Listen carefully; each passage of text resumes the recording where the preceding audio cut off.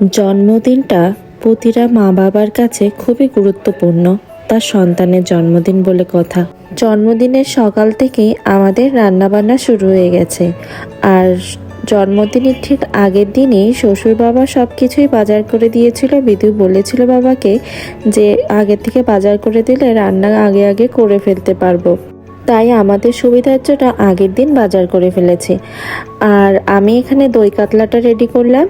আর বিধু রান্না করেছিল এই নলেন গুড়ের পায়েস, আর করেছিল রোস্ট। মেয়ে যেহেতু রোস্টটা খুব ভালো খায়, আর ও তো এত পদ দিয়ে খেতে পারবে না, সব কিছুতে অল্প অল্প খেলেও রোস্টটা দিয়েই শেষে ভালো মতো খাবে।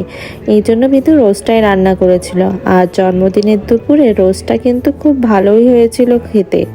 আর এদিকে বাবুর্চিও চলে এসেছে সন্ধ্যার রান্না বান্না করার জন্য। আর আমি এদিকে একটু ভিডিও করে নিচ্ছিলাম।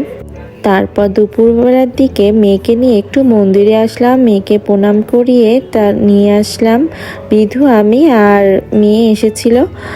আর তারপর আমরা বাড়িতে চলে গেলাম। তারপরে বিধু সব গুছিয়ে ফেলেছিল, যেহেতু বাবা আসবে 2:45-এর দিকে, তো তার আগে থেকেই গোছাতে শুরু করে দিয়েছে। বিধু সব কিছু রেডি করে দিয়েছে, মেয়েকে রেডি করে ফেলেছে, আর খাবারের ওখানেও গুছিয়ে ফেলেছে। আর মেয়েকে এই যে মান্তাসা পরে আছে, এটা ওর বাবা মা দিয়েছে। আর ওর ঠাম্মি দিয়েছিল একটা লকেট। আর আমরা কি দিয়েছি সেটা তো আপনারা অনেকেই জানেন, আবার জানেন কিনা একটু ভিডিও দেখে নেবেন যে যে জানেন না। আর এখানে বিধু মেয়েকে রেডি করে দিচ্ছিল। মেয়েকে যেন পুতুলের মতো সাজিয়ে রাখতে চাই প্রতিটা মা বাবাই। এর ভিতর আমার ছেলের জেঠু চলে আসলো, এসে এক গাদা জামা কাপড় কিনে নিয়ে এসেছে ওদের জন্য, ঠান্ডার পোশাক। তাই নিয়েই কথাবার্তা চলছিল। মেয়ে আবার হুট করে এসে ওর বাবাকে প্রণাম করলো।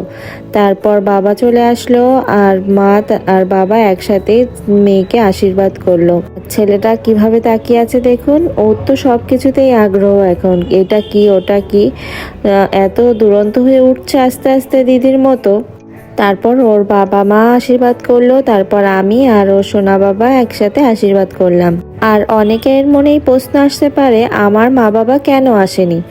আমার মা বাবা কেন আসেনি তার কারণ, আমার ভাইয়ের বার্ষিক পরীক্ষা চলছে, সেই জন্য আসতে পারেনি। মেয়ের জন্মদিনের ঠিক পরের দিনই ভাইয়ের বিজ্ঞান পরীক্ষা ছিল, এই জন্য কেউ আসতে পারেনি। আর সবাই পায়েস খাচ্ছিল, বাবা একটু পায়েস খাইয়ে দিচ্ছিল ছেলেকে, ওই যে ভাইকে মারা হয়ে গেল। আর সন্ধ্যায় আমরা কি করলাম নেক্সট ভিডিওতে আসছে।